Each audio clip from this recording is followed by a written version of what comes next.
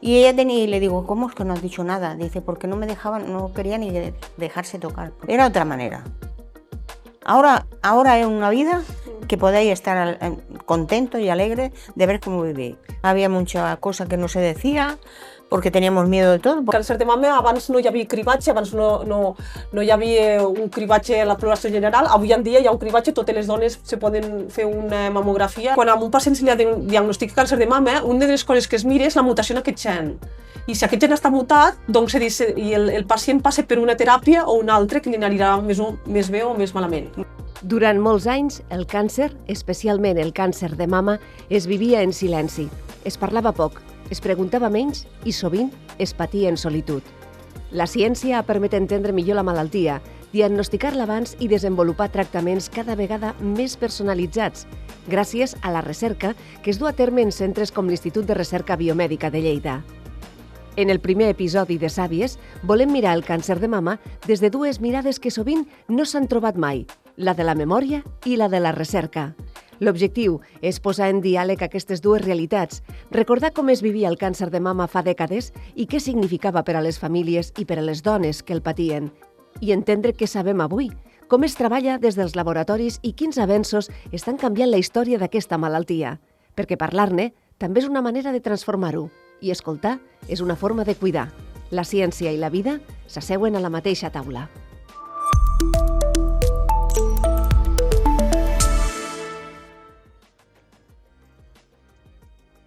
Lola, Dime. ¿qué es para ti el cáncer? Pues el cáncer veo que es la cosa más mala que ha podido pasar. Por ahora no, porque hay muchos adelantos, pero más atrás ha sido muy malo, porque mucha gente tampoco no lo quería descubrir, no lo quería decir por miedo, o por no sé, o por inocentes que no sabíamos lo que era, y no lo decían y se callaban, hasta que ya llegó un momento que la persona pues se moría. Y muchas veces no se sabía por qué. Y no se sabía por qué, y era por eso. Ella vas aguantando por no decirlo, que no padezcan los hijos, o la familia, o el marido, y cuando ya vas al doctor ya no hay remedio. Y ya está. Y mi marido pues también le pasó lo mismo. Él decía que no le dolía nada, pero también eso. Y también se murió. Ahora hay muchos adelantos y muy buenas personas que están estudiando y aprendiendo no, que saben mucho. Y es lo mejor que hemos podido tener en este mundo. Lo has dicho muy bien, estudiando y aprendiendo, porque la ciencia nos está dando ese apoyo tan importante. Por eso han nacido Sàvies, para hablar con personas de cierta edad, con personas que estan estudiando diferents càncers, com és, per exemple, l'IRB Lleida, que tenim a la doctora Anna Sorolla, que li agraïm moltíssim que avui accepti aquesta conversa, perquè serà la primera d'algunes, que serà molt interessant. Tu, Anabel, estàs estudiant un càncer molt específic a l'IRB Lleida, el triple negatiu. Sí. Un càncer complicat que s'ha avançat en els darrers anys, però encara falta molt per estudiar. Sí, exactament. És un càncer que, a diferència d'altres tipus de càncer de mama, és un càncer que li falten 3 receptors en concret i, per tant, normalment no és tractable amb tractaments molt típics amb els quals es tractarien altres tipus de càncer de mama. És un càncer, com diguéssim, una mica orfe en quant a teràpies. És un càncer que es tracta normalment amb quimioteràpia convencional, que no està dirigida. Sí que s'ha avançat moltíssim en els darrers anys, ja han sortit teràpies més dirigides, però sí, és un càncer d'aquells que és complicat de tractar. Per què et vas decantar per estudiar aquest càncer i investigar-lo? Vaig començar a estudiar el càncer de mama quan vaig estar a Austràlia. Jo vaig estar a Austràlia 8 anys, després del doctorat, i allí vaig estar en un grup d'investigació que feien investigació contra càncer de mama i càncer d'ovari. I des del principi em va agradar moltíssim. Jo sempre tenia molt clar que em volia dedicar al càncer. Ja quan vaig fer el doctorat el vaig fer en càncer, el vaig fer amb càncer, amb melanoma, que és un tipus molt agressiu de càncer de pell, però ja quan vaig estar a Austràlia com a postdoc vaig estudiar el càncer de mama i ja des de llavors ja estic investigant aquest càncer. I és un càncer que afecta les dones, amb molta poca proporció afecta homes també, s'ha de dir, i és un càncer en el qual s'ha vist un avenç immens al llarg dels anys, moltíssim, més que en altres tipus de càncer de mama. Quan parlem del càncer de mama, però no del càncer triple negatiu. En general, hi ha hagut molts avenços per a tot el conjunt de càncers de mama, perquè és un càncer que és molt prevalent en la societat. Hi ha moltes dones que el pateixen, una de cada 8 se creu aquí a Espanya, i està molt investigat, molt més que altres càncers, la veritat. I llavors aquest fet ha fet que hagin sorgit noves teràpies, nous tractaments, Perquè contínuament. la supervivència, el tant per cent és elevat. Sí, la mortalitat d'aquest càncer és més elevada que altres tipus de càncer de mama, sí, és més elevada. Quan parlem del triple. Sí, del triple negatiu. I sol afectar a dones joves. Dones joves al voltant de 40 anys. Lola, tú el contacto con el cáncer lo has tenido con tu marido, pero el cáncer de mama te pasó directamente con tu cuñada. Con mi cuñada. Fue la primera que vino a casa, pero ya lo tenía vino una tarde a casa y me dice, mira lo que porque nos llevábamos muy bien, y me dice, mira Lola cómo tengo el pecho. Y de momento, al día siguiente, digo, vamos al médico. Cuando dices mira cómo tengo el pecho, ¿a qué te refieres? ¿Cómo lo tenía? Lo tenía todo chupado para adentro ya. Y todo duro. Ya no tenía, bueno, esto por aquí debajo era como una losa, parece ya, dura, y para adentro, todo ya Estamos hablando de hace muchísimos años, ¿eh? ¿Eh? Estamos hablando de hace muchísimos años. Pues mira, ella tenía, sí, tenía 48 y ahora yo y teníamos la misma edad, un año menos, pues ¿cuántos años? Estamos hablando de más de 35 años. 35, ¿no? Ujú. 35 años. Y ella y le digo, ¿cómo es que no has dicho nada? Dice, porque no me dejaban, no quería ni dejarse tocar por nada, ni por... Dice, yo siempre iba escondiéndome de todo, para que su marido ni la viera. Y los críos, cuando los tenía pequeñicos, pues decían que ella tenía miedo de ir, porque ella ya más o menos se pensaba que algo tenía allí que no era bueno. Y cuando fuimos al médico nos quedamos paradas, la verdad. Se quedó parada, de momento la mandó para allá arriba, para Arnau. Ay, perdona. Lola, es normal que te emociones. Y bueno, ella al día estuvo una semana entre haciendo prueba y todo, la operaron, le quitaron el pecho todo. Y le dieron la quimio, le dieron todo, pero estuvo un año nada más. Duró un año. Y estuvo muy mal. Lola, tú lo viviste en primera persona con tu cuñada, que además erais amigas, y ese acompañamiento y decir, ¿por qué no habías dicho nada antes? Ese miedo a ir al médico para que te pueda decir algo malo en ese Pues momento. decía... La prevención no estaba tan instaurada como ahora, ¿no? No, cariño. Había mucha cosa que no se decía, porque teníamos miedo de todo, porque como no teníamos la libertad de como ahora, porque ahora a lo mejor te encuentras una amiga y decir, ay, mira, parece que me duele aquí algo, porque ahora mismo a una prima mía va con una amiga, bueno, y le ha dicho, dice, hoy me he encontrado, pues mira, mañana la operan del pecho.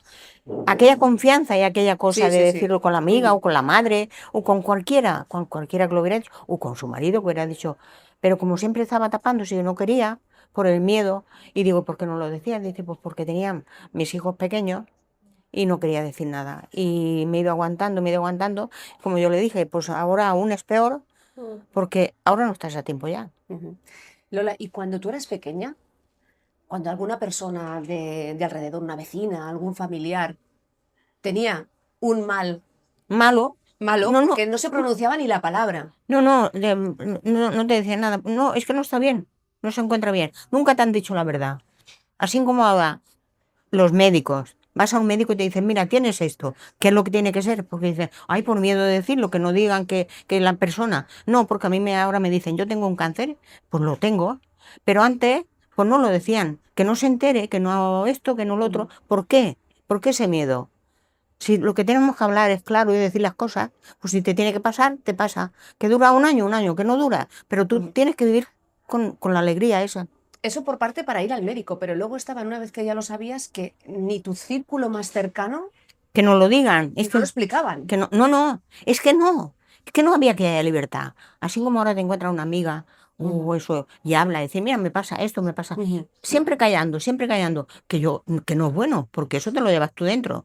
Vale más hablar con alguien que tengas confianza, una amiga, o tu madre ya porque no la tienes, o con tu marido, pero es que ni con tu marido, porque ya, no sé, Así con la libertad, yo lo veo ahora con mis hijos. La libertad que tiene mi nuera y mi hijo, En las conversaciones, y las quieres decir, ¿no? conversaciones, ya, antes no la teníamos con el marido, era otra manera. Ahora es una vida que podéis estar contentos y alegres de ver cómo vivís. Pero Lola, eso es gracias a todo lo que habéis hecho vosotras antes. Bueno, cariño, Esto sí. es como una cursa de relevos, ¿eh? Una cursa de relevos. Hemos pasado el testimonio, nos lo habéis pasado vosotras a nosotras. Y Claro. toda esa lucha que habéis hecho vosotros durante todos estos años, podemos tener esta vida que tenemos ahora. Y ahora, pues los hijos hablan con los padres de todo, con aquella libertad, que le explican esto, lo otro. Antes no nos decían nada, no te explicaban nada. Ahora ya, en los colegios y los padres, la libertad que tienen con los hijos, pero es que antes teníamos un respeto a los padres, que no te daba hasta miedo de hablar. En aquel tiempo, yo me acuerdo que nada más que me miraban mi madre o mi padre, estábamos en algún sitio, tú ya sabías lo que tenías que hacer, ya a callarte y no decir nada. Y ahora un hijo quiere hablar y quiere decir, y lo veo muy bien. Es que yo admiro la juventud de hoy en día, El poder hablar. de poderlo hablar, de poderlo explicar, de decir, me pasa esto, no me encuentro bien de esto, no me encuentro bien de lo otro. Lola, ¿tú te acuerdas cuando eras niña, sobre todo, que hubiera algún remedio que se utilizaba para ese mal malo que le llamabais? Mal malo, algún remedio. Que utilizaban aquello como remedios de la abuela, ¿sabes? De Aquello la abuela, sí, algún parche que te ponían, hacían con hierba o algo, te ponían como un cataplasma, ¿no? una cataplasma de estas, porque decían, mira, me ha salido aquí algo, tengo esto, y todo lo arreglaban con hierba. Y si es que no te llevaban al médico tampoco. Yo me acuerdo, mis padres no tenían, cuando nos vinimos aquí, no teníamos la seguridad social ni teníamos nada. Y como no teníamos para pagar al médico, pues no te podían llevar al médico. Si no estábamos muy malas, porque entonces te cobraban y ya no podías. Y ahora tú sabes que puedes ir al médico con aquella cosa, lo tienes todo, y aquella amabilidad que tienen. No Y se podía pagar la iguala. nada, no ¿Te pueden acuerdas, Se decía así, ¿no? ¿Ese era el nombre? Sí. ¿La iguala? Sí, sí. Y nada, es que no, si no tenías para comer, ¿cómo iba a pagar nada? Y todo eso sin hija. Anabel, què diu la bibliografia de com ha canviat fins i tot la investigació del càncer en els últims 50 anys? Perquè realment és un canvi abismal. Sí, ha estat un canvi abismal. Abans del càncer, fa 50 anys, era gairebé una sentència de mort. Un cop te'l diagnosticaven, doncs, hi havia poques opcions. Ara, després van néixer les teràpies dirigides als anys 90, i això va canviar radicalment el panorama terapèutic. Hi havia càncers doncs, que posant-li un fàrmac en concret que inhibia una proteïna en concret eren capaços d'inhibir completament aquell tipus de càncer. Després amb la immunoteràpia va ser una altra era que va canviar també molt el tractament contra el càncer fa molt poc, no? Fa uns 10 anys. I la immunoteràpia el que fa doncs, és refortir el teu sistema immune perquè sigui capaç de reconèixer el càncer, o sigui, és una aproximació totalment diferent a lo que és el tractament contra el càncer, no?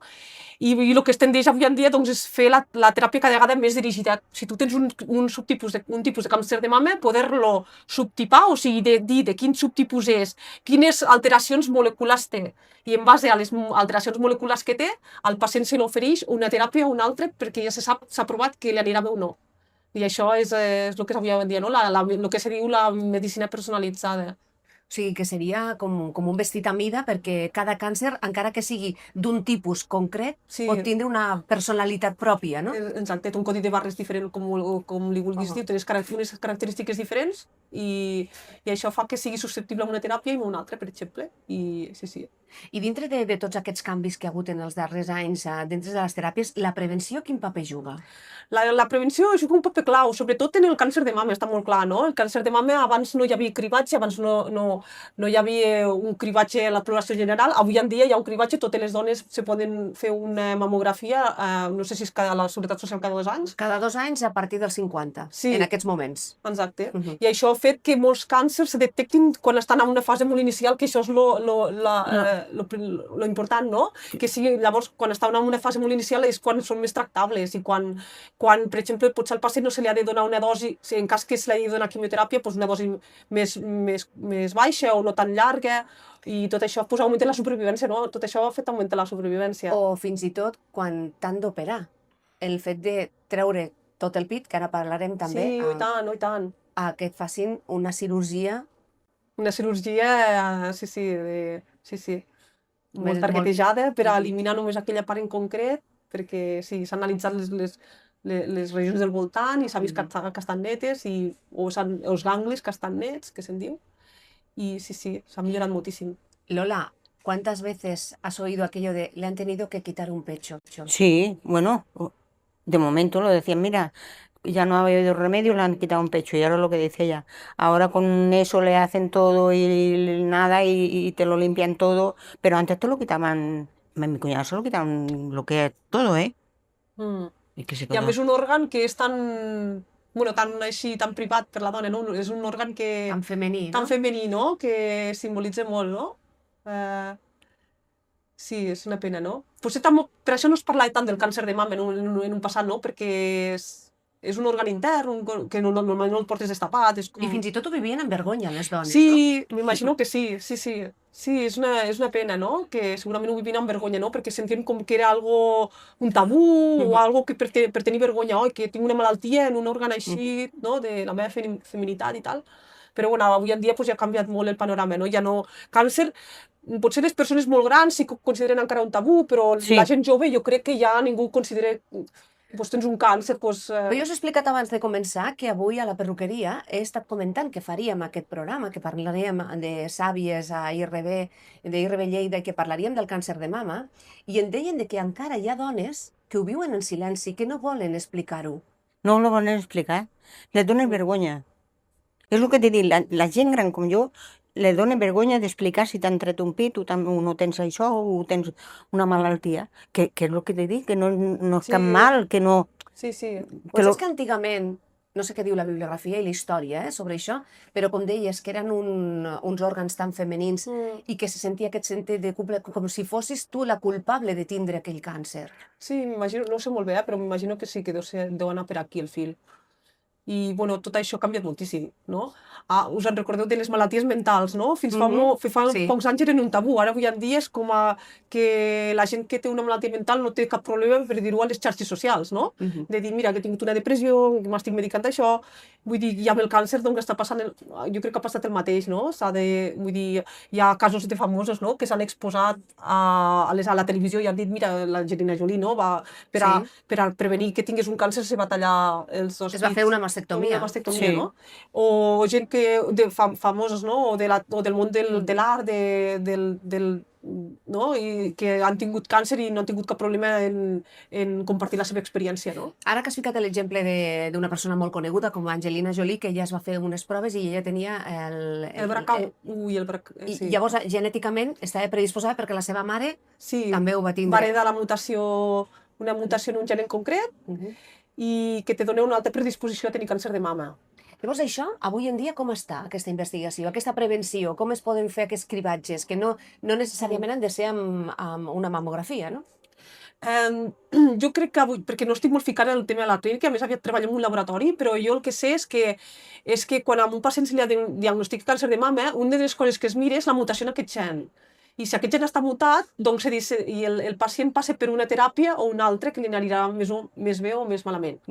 També sé que si en una família hi ha diverses persones que han patit càncer de mama, doncs se sospita que hi pot haver alguna mutació heredada d'algun familiar, no? I es fan a l'Hospital Arnau de Vilanova, doncs se fan estudis genètics en aquestes famílies per determinar qui pot ser el portador, si pot ser portador o si no, i tot això, i això doncs, fa que t'anticipis a la malaltia, no? En el cas que tinguis, per exemple, filles joves i que la padrina potser ha tingut càncer i la tieta també, no? Llavors, te puguis... Sí, perquè a vegades quan vas al metge y te hacen una serie de preguntas y tú dices, bueno, ¿y a mí por qué me tienen que hacer estas preguntas? Es que todo tiene relación. Lo tienen que preguntar por si algún familiar, lo primero que te dicen, qué te pasa, qué no te pasa, si tu familia ha tenido cáncer, si no ha tenido. Pero lo que dices, mucha gente dice, ¿y por qué me tienen que preguntar? ¿Por qué tengo yo que explicar mi vida? Es esencial, sí. Porque cuando vas al médico y te pregunta ¿cómo va de vientre? Y tú dices, ¿ahora le tengo que contestar esto? Es bueno, pero es que tiene que ver. Es que tiene que ver todo. Claro. Cuando vas al médico, algunos te dicen, tú explícamelo todo como si fuera eso. Hay algunos que no, pero hay algunos que son majísimos. Y toda la juventud que sube hoy en día es que todos son. No estic d'acord que els metges molt joves són molt amables, sí. Igual las enfermeras que los médicos. No, te lo digo de verdad. Y te preguntan esto, lo otro, ¿y qué padecía tu madre? Mi madre padecía coma, yo lo he cogido también. Y ya estoy con tratamiento, ya llevo por lo menos 20 años. Es una cosa que se hereda Sí. del abuelo, del tío o de lo que sea. Pues bueno, y por eso tienen que saber si a lo mejor por el cáncer también personas, porque preguntan. Sí, perquè el càncer, el 10% dels casos són hereditaris. Sí. L'altre és totalment esporàdic, és degut a factors de risc, no?, que tenen a veure amb diferents coses, com l'alimentació, doncs... Una hermana de mi padre también murió de cáncer, ahora que hablando de esto,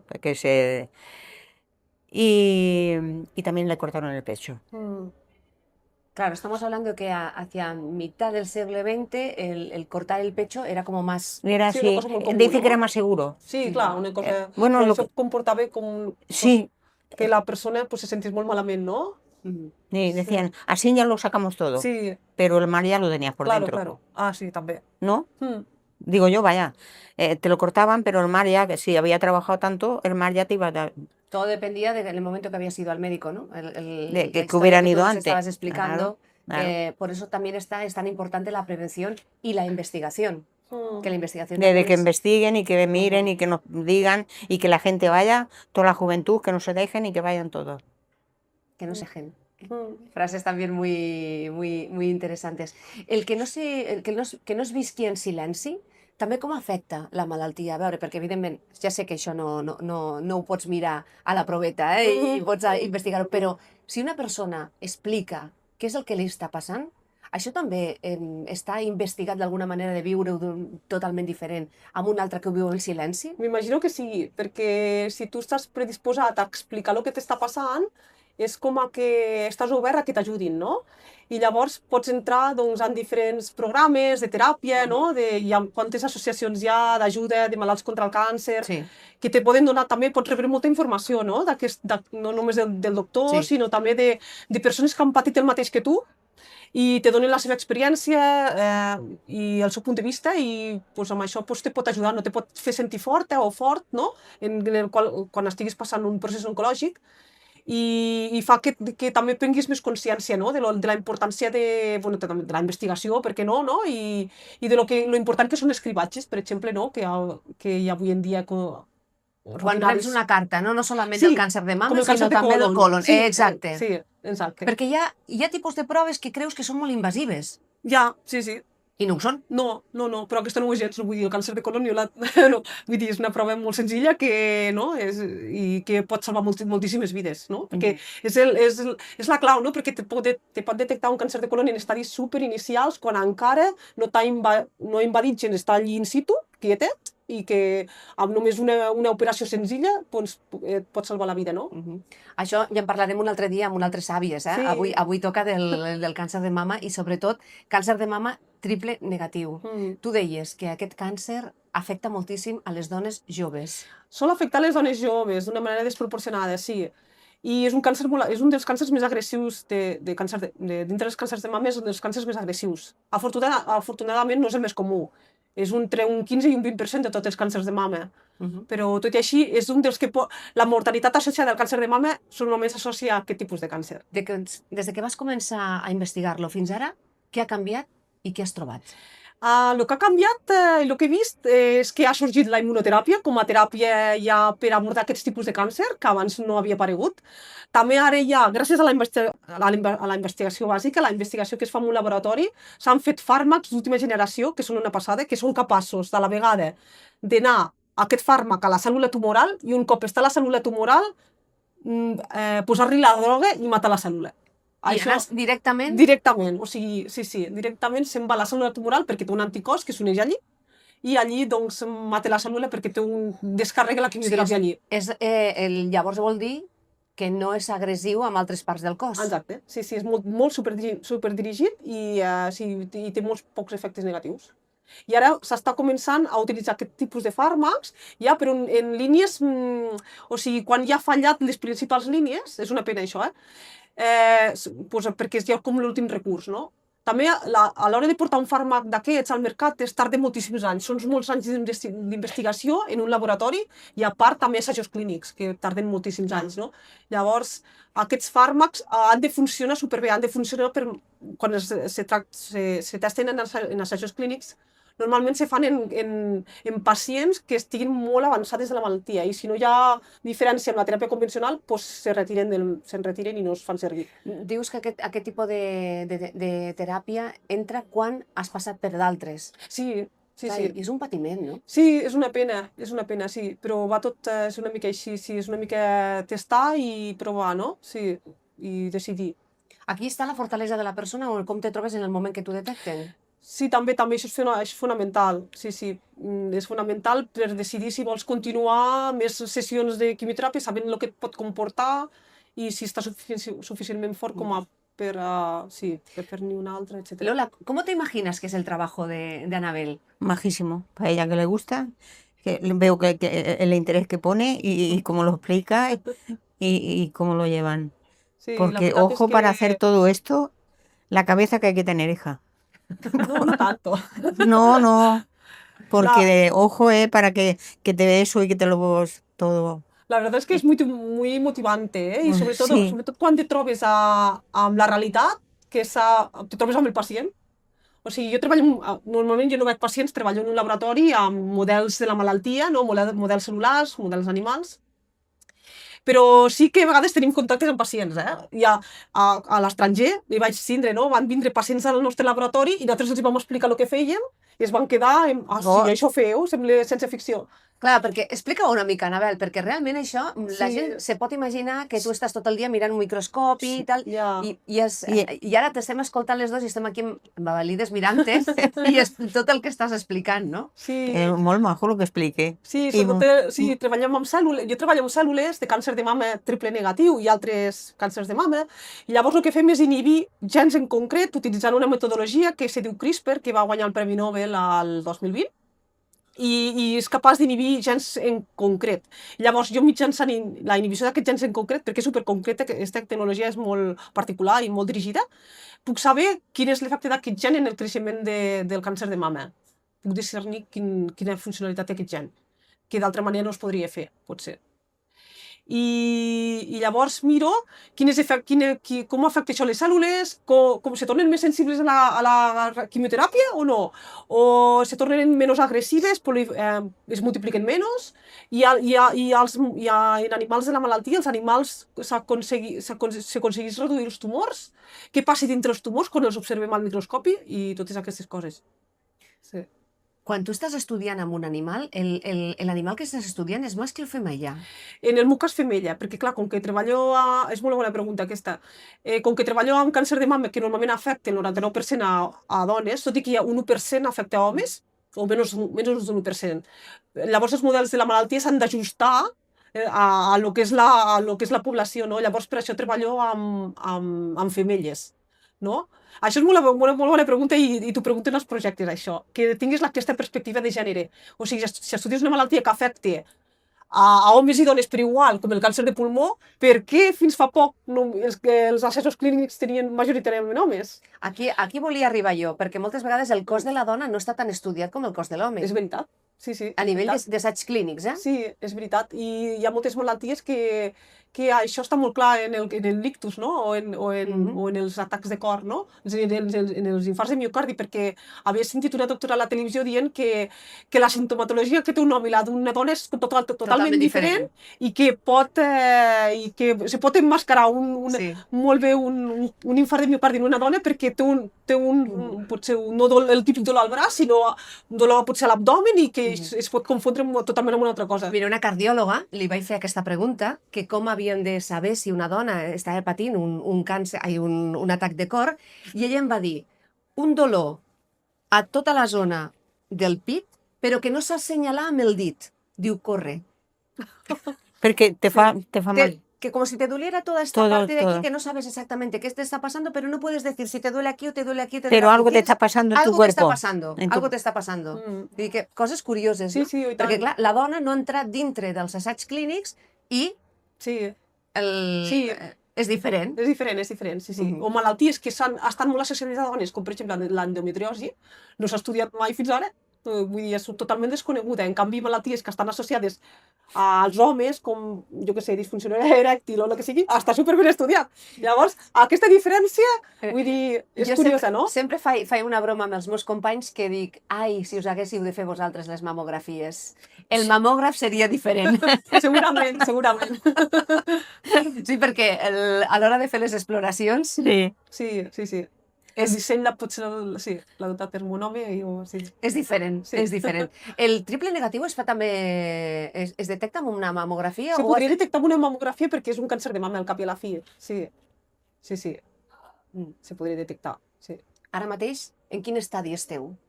De la meva investigació, sí, amb la teva sí. investigació. No, el que estic fent jo és dissenyar teràpies dirigides, no?, contra aquest càncer de mama.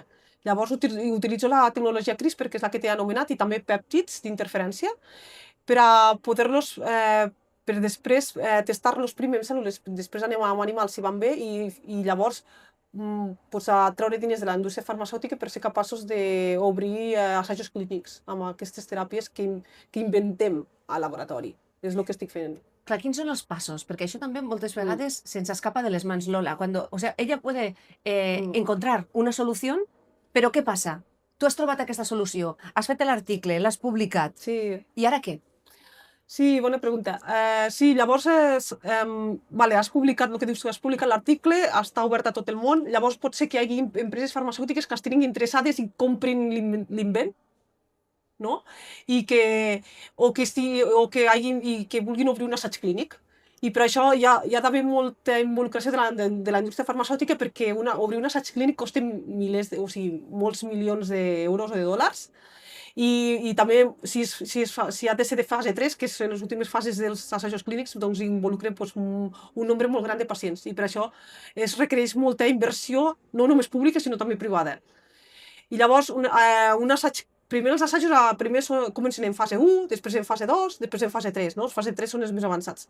Si en fase 3 hi ha el tractament, s'ha comparat amb la teràpia convencional, amb el gold standard, que se'n diu, i funciona més bé aquella teràpia nova que el gold standard, ja es podria implementar a la clínica com si diguéssim després de passar les regulacions respectives i que els governs acceptessin aquesta teràpia per a implementar-la a la clínica.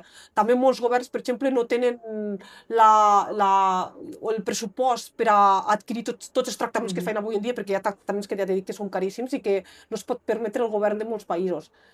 Però se fa el que es pot. Doncs és aquest el procés, més o menys. I parlant dels governs i dels països, en aquest moment el nostre país, amb aquesta investigació del càncer de mama triple negatiu, es fan altres instituts de recerca? Sí. Com tu mateix? Vull dir, llavors us intercanvieu informació, teniu contacte pels avanços, jo he arribat fins aquí, a partir d'ara continues tu? Sí, establim col·laboracions amb altres institucions tota l'estona. La investigació és col·laborar amb altra gent tota l'estona. I jo, per exemple, vinc d'Austràlia i jo tinc contacte amb la meva mentora, no?, que treballa en una cosa, no amb el mateix, però una cosa molt similar.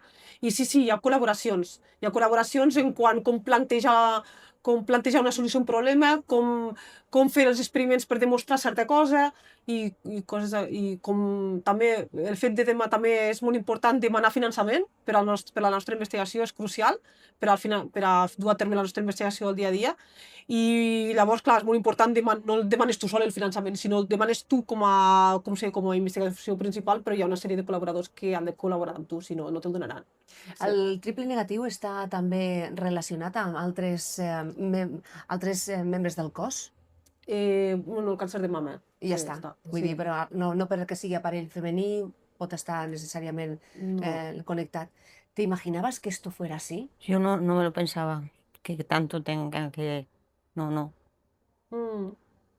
Claro, Ojo, es complicado, ¿eh? Amb la Covid Es lo que te digo, lo complicado que es y la cabeza que tienen que tener.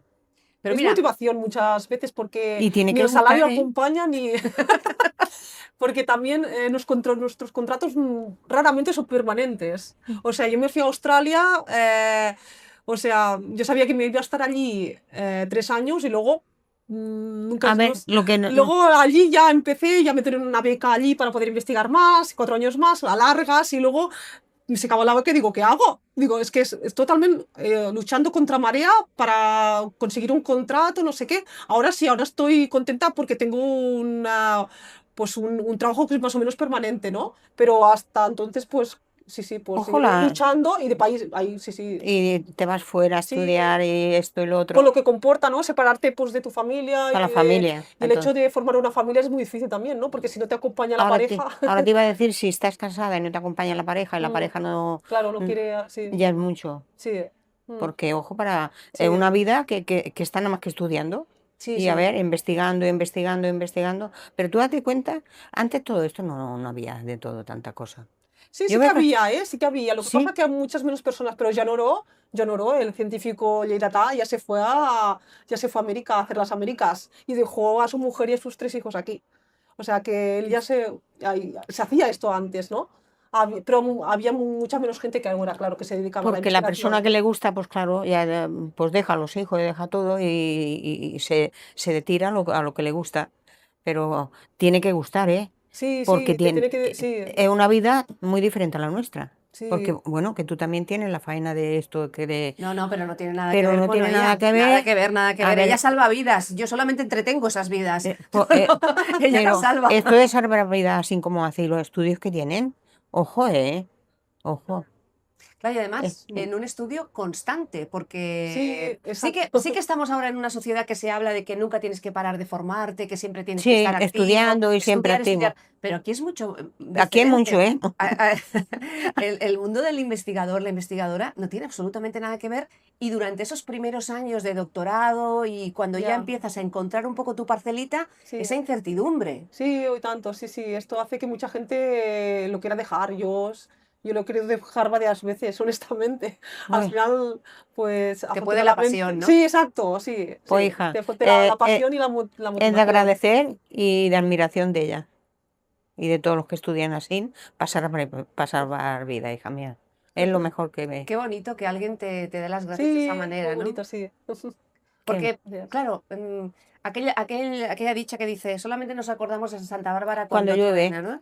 o El cuando hecho de que truena, cuando uno está enfermo sí que intenta buscar una solución, pero aquí vosotros estáis trabajando constantemente para la para solución. la Sí, solución. exacto. Sí, exacto.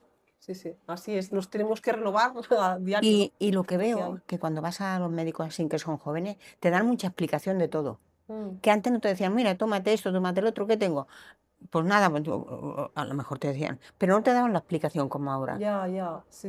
Como ahora te explican lo que tú tienes. Porque ahora para esto de la operación, nos hicieron A ti te han operado ahora mismo de la cadera. a mí me han operado de la cadera. Ujú. Y me llamaron antes para hacer un vídeo y te Mm, explican cómo va a ir. ya, A mí me han operado de las rodillas, esta la llevo 2 veces puesta y esta una. Y bueno, te operan y no te dicen nada. Ahora te lo explican, cómo te tienes que poner, cómo te tienes que cuidar en casa, cómo que no te puedes agachar, que no puedes hacer.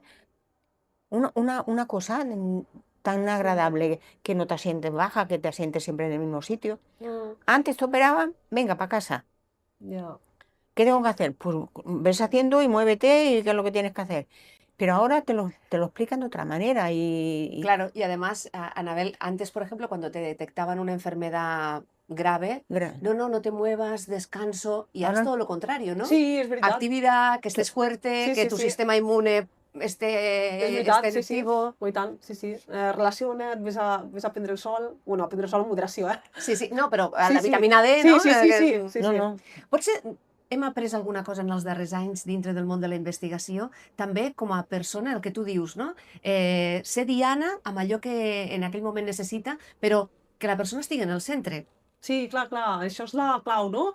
És el que se vol aconseguir avui en dia, no? Que el pacient estigui en el centre, que el pacient estigui al mig i que al voltant girin els professionals de la salut, no? Tant el metge, que són tots essencials, no? Metges, infermeres, investigadores bàsics, porque te tengo que decir también que nosotros ahora es muy importante, incorporamos pacientes en nuestra investigación también.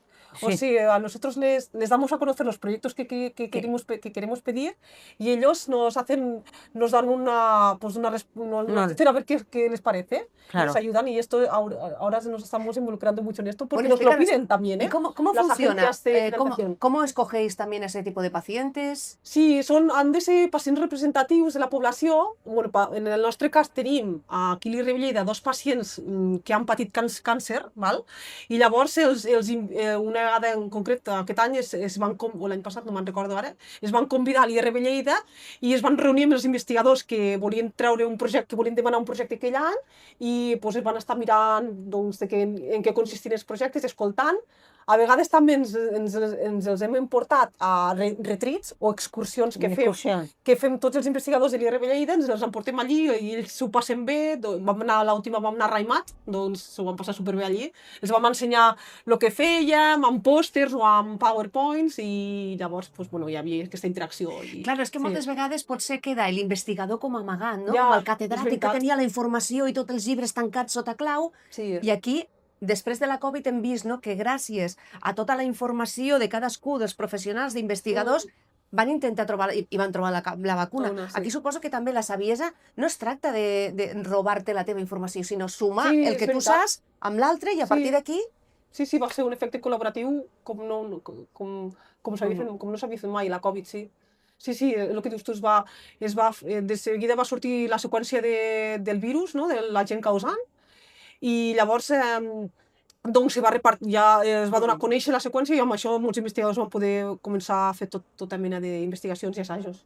Com ha canviat la vida, no? ¿Cómo ha cambiado la vida? Pero es lo que ha cambiado para bien, para todo, y todo el mundo puede estar bien orgulloso, bien contento Sí. de todo lo que estáis haciendo y de lo que hacéis. Sí. Vamos a hacer Gracias. un ejercicio. Tú imagínate cuando tú estabas en Granada, que eras una niña, que aún no habías cumplido los 13 años, y que te hubieran dicho, mira, he pasado toda esta vida y ahora estoy sentada con una investigadora y digo, pero esto, madre mía. Si yo hubiera estado allí y hubiera tenido, así como yo para mis hijos he querido que estudien y que todo, porque yo como no tenía, mi marido sabía un poco más, pero yo como no había ido ni al colegio ni nada, es una pena, es una pena. Y ahora que todo esto, pero es que los padres tampoco no podían darte Ya, claro, era difícil. en que quisieran no podían, se iban al campo todo el día a trabajar, Sí. venían por la noche, ya no te Y enseñaban. caían enfermos y cuando caían enfermos no sabes Y cuando qué pasaba. caían, por eso la gente antes que se morían de 65, 58, y decía uno, yo pensaba entre mí, uy, qué mayor ese hombre, esa mujer. Y ahora que Ahora dura, no, ¿eh? y ahora que Ahora- duramos 90 y 90 y tantos, Sí. y dice uno, pero ¿en qué país vivimos? Oh, Sí. Anabel, veurem que el triple negatiu té una taxa de supervivència alta d'aquí uns anys? Sí, i tant, sense cap dubte. I tant. No paris de treballar. Gràcies. Avui estem al Centre Geriàtric de Lleida, que hem volgut fer aquest primer Sàvies de l'IRB Lleida, amb la Lola. Lola, ha sido un placer. gracias, y yo también de conocerlo. Ha Los sido muy conocía, pero en persona no. Y Y además, a ella es un placer de conocerla. igualmente. Y Qué cuando bonito. te vea, te lo juro, si voy por ahí, Vale. que te vieras, te saludaré. Vale, sí. claro, es que lo que queremos con estos espacios es dar a conocer el IRB Lleida y que la gente no tenga esa referencia de decir, uy, un edificio que no sabemos bien qué hacer. No, Ya. hay personas que trabajan y que Sí. trabajan para nosotros. Lo que pasa es que el Arnau ahora lo han puesto guapísimo, ¿eh? Sí. Tramo- Con nueva maquinaria, Todo, para el todo, diagnóstico todo, del todo. cáncer. Que sea todo prevención, que eso es lo más Sí. importante, la prevención. Sí. Hay mucho adelanto y muy bien, hija. Pero personas como estas así se encuentran pocas. Gracias por haber Gracias. participado en Sabias. Gracias a vosotras. Sabias del IRB. Gracias, Anabel. Gràcies.